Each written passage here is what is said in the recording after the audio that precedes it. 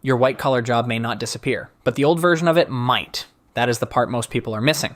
When people talk about AI and jobs, the conversation usually turns into a simple question. Will AI take my job? But the more useful question is different. What happens when AI changes the work inside the job? Because that is exactly the direction AWS CEO Matt Garman pointed to. According to Business Insider, Garman said AI may change half of white-collar jobs, but he also pushed back on the idea that change means wipeout. His point was not that every office worker gets replaced overnight. His point was that the work itself changes, and that difference matters. This is educational content. It is not career, legal, or financial advice. There is a huge difference between a job being eliminated and a job being rebuilt. Eliminated means the role disappears. Rebuilt means the role still exists, but the daily work changes around you. The title may stay the same, the department may stay the same, the company may still need the function, but the workflow changes, the tools change, the speed changes, the expectations change, the skill stack changes. That is why this moment is so important. Workers who only prepare for replacement may miss the bigger risk. The bigger risk is becoming excellent at the old version of the job while the company quietly rebuilds the work around AI. That is how people get surprised, not because their job title vanished, because the job title stayed, but the job underneath it became something else. Garman compared AI to Excel. That is a useful comparison, but only if we understand it correctly. Excel did not wipe out office work. It reshaped office work. Before spreadsheets, many calculations, reports, forecasts, and ledgers were slower, more manual, and more specialized. Then the spreadsheet changed who could analyze information, how fast reports could be built, and what managers expected from normal business workers. The person who could use spreadsheets became more valuable. The person who could not adapt became easier to outpace. AI may work the same way, but faster and across more types of work.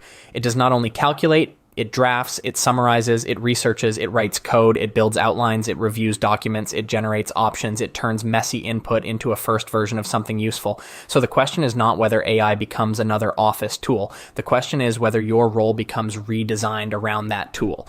A changed white-collar job does not always look dramatic from the outside. It may look like the same person sitting at the same desk, but inside the workday, the job is different. The first draft may be automated, the basic research may be automated, the meeting summary may be automated, the spreadsheet cleanup may be automated, the email draft may be automated, the code scaffold may be automated, the slide outline may be automated. That does not mean the worker has nothing left to do. It means the worker moves up the workflow. Instead of starting with a blank page, they start with AI output. Instead of proving they can type the first version, they prove they can judge it. Is it accurate? Is it useful? Is it risky? Is it complete? Does it match the business goal? Can it be trusted? Who needs to approve it? What happens if it is wrong?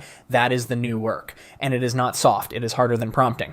This connects directly to the junior jobs problem. Entry-level roles used to give people practice through first-rung work. Draft the memo, clean the spreadsheet, write the boilerplate, summarize the report, prepare the first pass, build the simple feature. That work trained beginners, but it is also the work AI handles first. So the latter does not disappear completely, but the first rung changes shape. That means junior workers need different proof, not just I can produce the first draft, but I can use AI to produce the first draft, check it, improve it, explain it, and make it safe to use. That is a different skill. It is a higher bar, and it changes what qualified means.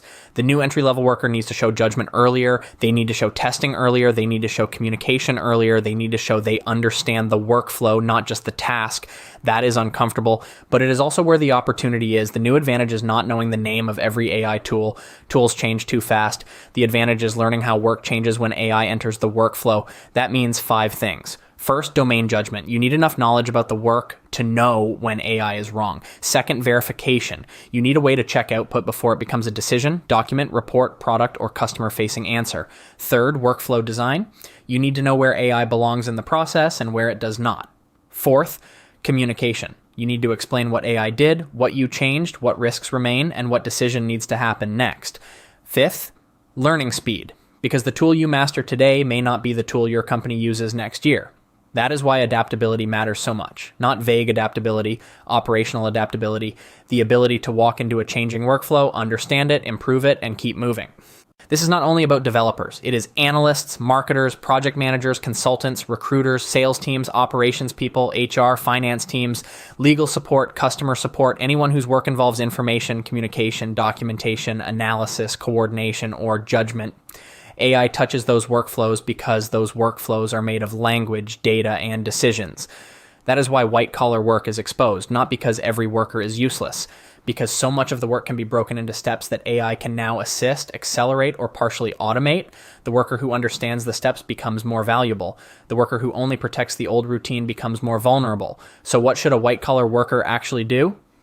Start with your workflow, not the hype. Pick one recurring task in your job, something you do every week.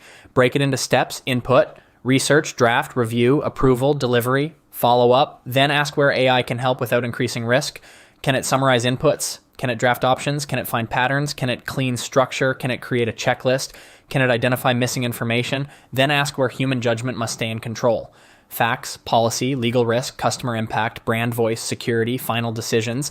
That is how you build an AI workflow instead of just playing with AI tools. And once you have one workflow, document it. Show the before, show the after, show the time saved, show the quality check, show the risk controls. That becomes proof. And proof is what separates the worker who talks about AI from the worker who can actually use it. AI may not wipe out your job, but it may change the work inside your job faster than your job title changes. That is the warning. And that is the opportunity. If you wait for the perfect answer to whether AI will replace you, you may miss the actual shift. The work is already being redesigned. The first drafts are changing. The review process is changing. The skill stack is changing. The career ladder is changing. So the goal is not to panic. The goal is to become the person who can work inside the new system. Learn the tool, but do not stop there. Learn the workflow, learn the risks, learn the judgment, learn how to prove that AI made the work better, not just faster, because the future white-collar worker is not just an AI user. The future white-collar worker is a workflow operator. This is Black Bear AI. Subscribe for more breakdowns on how artificial intelligence is changing work, business, and the skills people need next.